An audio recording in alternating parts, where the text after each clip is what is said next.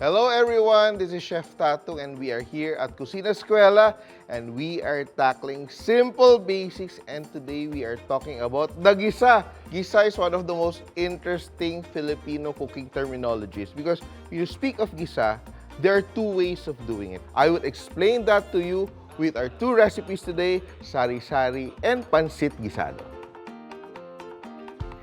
Chamba! We start off with preparing our pork.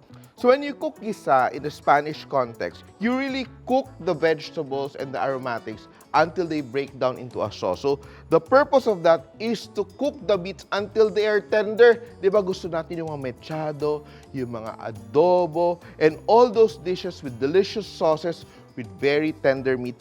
So all the vegetables are actually just flavor enhancers. They are not the main star of the dish. However, if we talk of the gisa in the Chinese context, we think of stir fries and we cook them very quickly. Why is that? Because the Chinese eat the gisa dishes with the chopstick. So it has to be firm, cooked quickly in a high fire. So I grew up in Cebu and this is one of the dishes I grew up with. So it's something that is very familiar to me, but when I moved to Manila, hindi ko na siya nakikita. And the interesting thing about this dish, which is popular in the Visayas and Mindanao, is that it's like a cross between a chop suey and a menudo.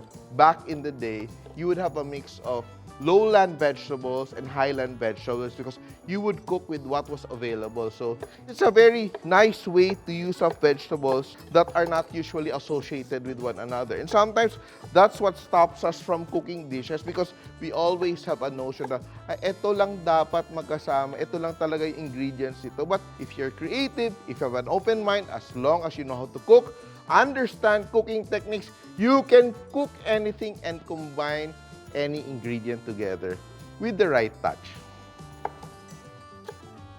So when you're cooking Asian vegetables, you usually cut your vegetables at the bias. Unlike in the French technique wherein you like to square off everything, Asian cooking is less wasteful, it's more frugal, so you try to use as much of the vegetable as possible. That's why you cut everything on a bias.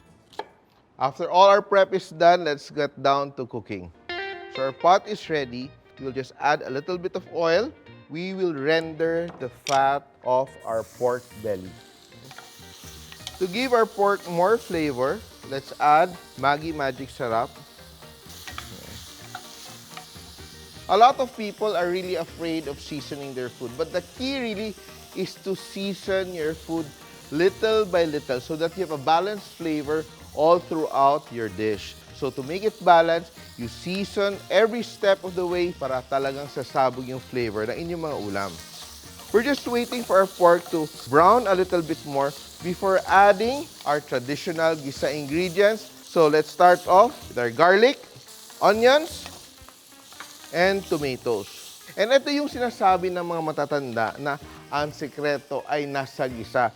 We want to get all the flavor that we can from our aromatics. Our tomatoes have now broken down into a rich kind of paste and it's so flavorful. So I will now add my hard vegetables, so my gabi, carrots, sayote, and my kalabasa. And usually we would add the skin or the peel of the kalabasa because there's a lot of nutrition in it. One of the ways to add flavor to your dish is really using chicken stock. But the easiest way is to use a chicken stock that dissolves very quickly and is very flavorful. So let's cook our first batch of vegetables until tender before we add our next batch of vegetables and finish the dish. Now our vegetables are already half cooked and now we will add the rest of the vegetables. So the key in cooking is really timing. You don't just put everything together. The harder vegetables came in first. Now we will add those that cook more quickly. But I'm adding a bit of chicken livers to give it more richness. And I'm adding it towards the end because I don't want it to be overcooked. And look at that, no? The sauce is thickening very nicely. To give it a bit more color, I'm just adding a tablespoon or two of oyster sauce and a bit of soy sauce. Ang ganda na ng kulay ng ating sari-sari. And you have a very nice, rich and flavorful sauce. Perfect with rice, of course. And now I'm adding my cabbage, black pepper. And sometimes it's really a challenge to feeding our kids vegetables, lalo na pag hindi masarap. So whatever help we can get by seasoning our food well, our vegetables well, we have to do it to let our kids eat more vegetables.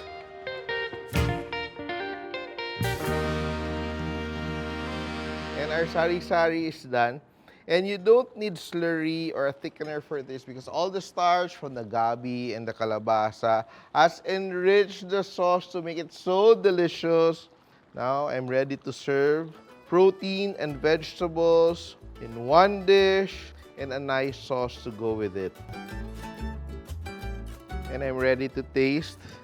Perfect combination of vegetables, different textures, different flavors. And let's taste.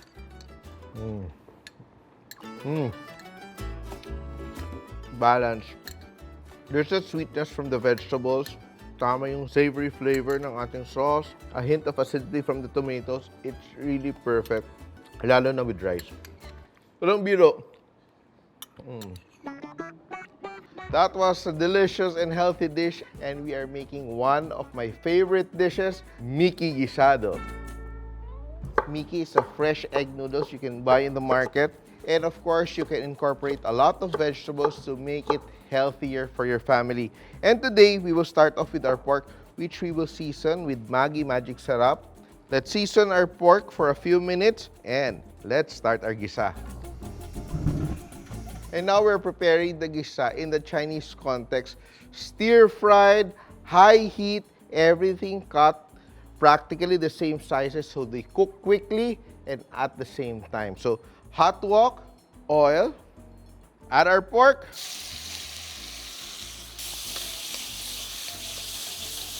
garlic, onions, saute everything, add our vegetables, and this is a nice way to incorporate your vegetables to your dishes, especially if you have kids eating.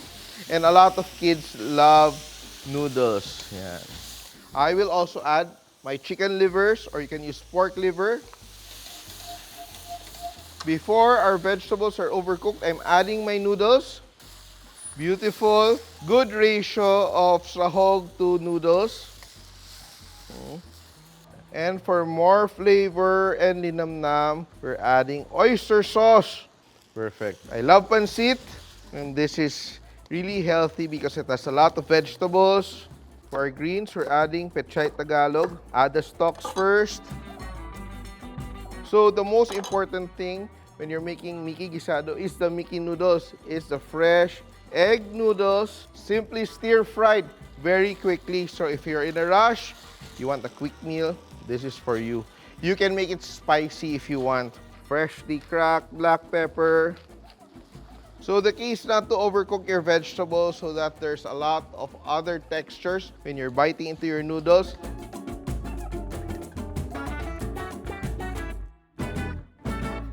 And we are ready to taste our Mie Gado. Something very rustic and very easy to do. Let's taste. Lutong bahay at its best. Oh. Top. You can bite into the carrots, you can have the different texture of the meat and the noodles. Not only is it flavorful, but it's also interesting in terms of every bite you have. These are our 2 recipes for today. And remember, once you know the basics, you can cook anything and everything. This has been Chef Tatung for Kusinaskwela. Thank you. See you again next time.